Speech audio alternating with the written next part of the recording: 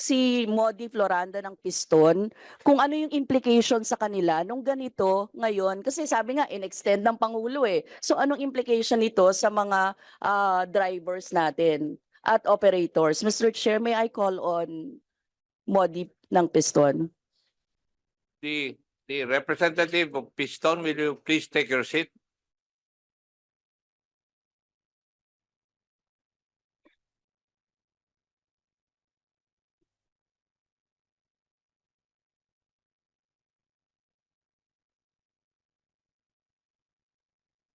Mr. Chair, question po para kay Modi. You're supposed to answer the questions of the Honorable Brosas. Please proceed, Madam. Thank you, Mr. Chair. Mr. Chair, Modi, ano pong nangyayari ngayon sa inyo? Anong implikasyon nitong 3 months consolidation na inanunsyo ng Pangulo? Ano exactly yung itsura niyan sa baba, no, sa mga drivers, operators sa Piston? Una, magandang umaga po sa Chair at siyempre sa ating mga congressman at lahat ng naririto sa loob. Sa bahagi po namin, Mr. Chair, bagamat binigyan kami ng 3 buwan, ay sabi nga namin ito ay bahagi ng panibagong kakaharapin namin sa loob po ng 90 days ay nananatili yung pangamba ng mga driver at mga operator na mawalan sila ng kabuhayan pagdating ng April 31. Sa ngayon pa lang, Mr. Chair, ay kahapon ay kasama po ako ng isang membro namin.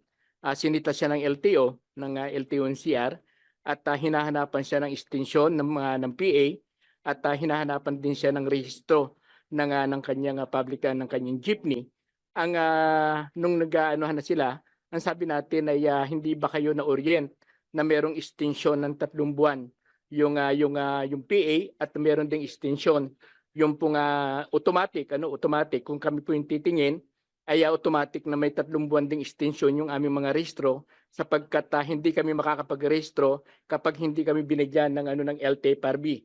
Kaya nagiging tinding siya ito hindi lamang sa NCR kundi hanggang sa mga iba't ibang mga rehiyon ay may nakakaabot na po sa aming ulat na hinuhuli yung ating pong public transport. Kaya malinaw yung sinasabi po natin na sana hindi extension yung hinihingi po ng sektor ng public transport dahil doon sa kawalan ng malinaw at konkreto na programa sa ilalim ng modernization program, baka pwedeng ang gawin po natin ay isuspindi muna yung programa ng modernization at masusing pag-aralan yung nasa ilalim po ng probisyong ito. Yun, thank you, Mr. Chair, no? Malinaw po dun sa na hindi ganun sa ground, no? Kung sinasabi na may extension, tapos nanghuhuli, tapos hindi makarenew, yung lifeline po ng mga driver prangkisa eh.